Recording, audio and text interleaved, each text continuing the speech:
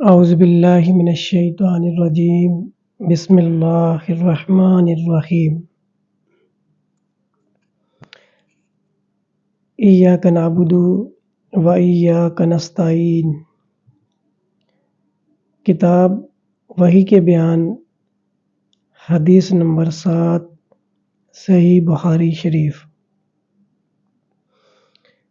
ہرقل شاہ روم نے ان کے پاس قریش کے قافلے میں ایک آدمی بلانے کو بھیجا، اور اس وقت یہ لوگ تجارت کے لیے ملک شام گئے ہوئے تھے، اور یہ وہ زمانہ تھا جب رسول اللہ صلی اللہ علیہ وآلہ وسلم نے قریش اور ابو سفیان سے ایک وقتی عہد کیا ہوا تھا۔ جب ابو سفیان اور دوسرے لوگ ہرقل کے پاس ایلیہ پہنچے، جہاں ہرقل نے دربار طلب کیا تھا، اس کے گرد روم کے بڑے بڑے لوگ، علماء، وزراء، امراء بیٹھے ہوئے تھے۔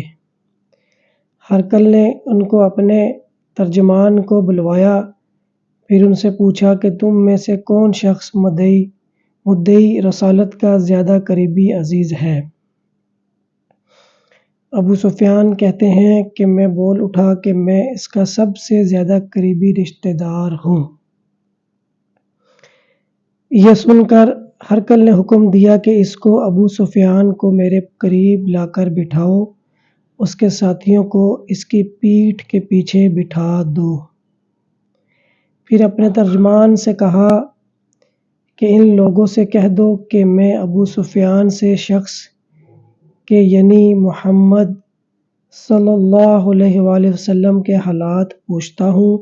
اگر یہ مجھ سے کسی بات میں جھوٹ بول دے تو تم اس کا جھوٹ ظاہر کر دینا۔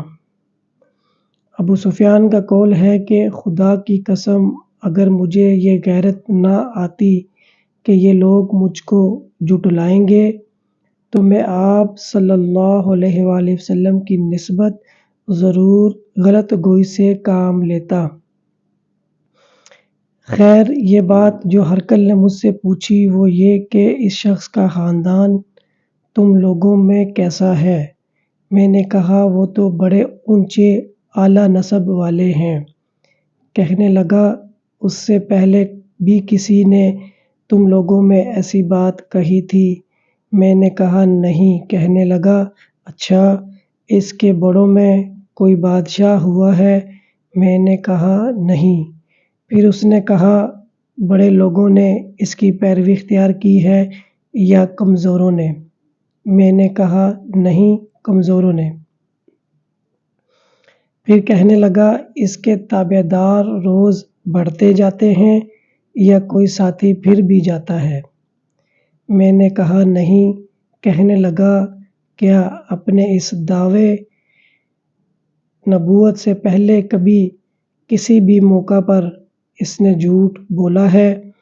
میں نے کہا نہیں، اور اب ہماری اس سے صلح کی ایک مقررہ مدت ٹھہری ہوئی ہے، معلوم نہیں وہ اس میں کیا کرنے والا ہے۔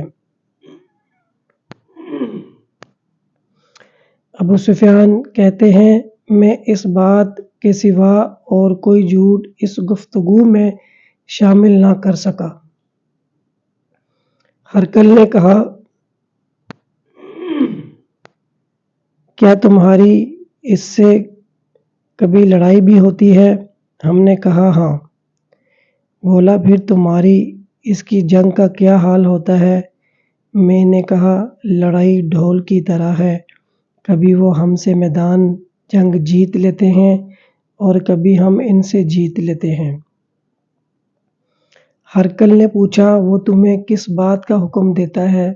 میں نے کہا وہ کہتا ہے کہ صرف ایک اللہ ہی کی عبادت کرو، اس کا کسی کو شریک نہ بناؤ، اور اپنے باپ دادا کی شرک کی باتیں چھوڑ دو، اور ہمیں نماز پڑھنے، سچ بولنے، پرہیزگاری اور صلہ رحمی کا حکم دیتا ہے۔ یہ سب سن کر پھر ہرقل نے اپنے ترجمان سے کہا کہ ابو سفیان سے کہہ دیں کہ میں نے تم سے اس کا نسب پوچھا تو تم نے کہا کہ وہ ہم میں اعلیٰ نسب ہے، اور پیغمبر اپنی قوم میں اعلیٰ نسب ہی بھیجے جایا کرتے ہیں۔ میں نے تم سے پوچھا کہ دعویٰ نبوت کی یہ بات تمہارے اندر اس سے پہلے کسی اور نے بھی کہی تھی تو تم نے جواب دیا کہ نہیں۔ تب میں نے اپنے دل میں کہا کہ اگر یہ بات اس سے پہلے کسی نے کہی ہوتی تو میں سمجھ جاتا کہ اس شخص نے بھی اسی بات کی تقلید کی ہے جو پہلے کہی جا چکی ہے۔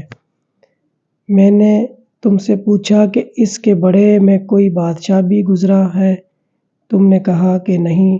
تو میں نے دل میں کہا کہ ان کے بزرگوں میں سے کوئی بادشاہ ہوا ہوگا تو کہہ دوں گا کہ وہ شخص اس بہانہ اپنے آباء و اجداد کی بادشاہت اور ان کا ملک دوبارہ حاصل کرنا چاہتا ہے۔ اور میں نے تم سے پوچھا کہ اس بات کے کہنے یعنی پیغمبری کا دعویٰ کرنے سے پہلے تم نے کبھی اس کو دروغ گوئی کا الزام لگایا ہے، تم نے کہا کہ نہیں۔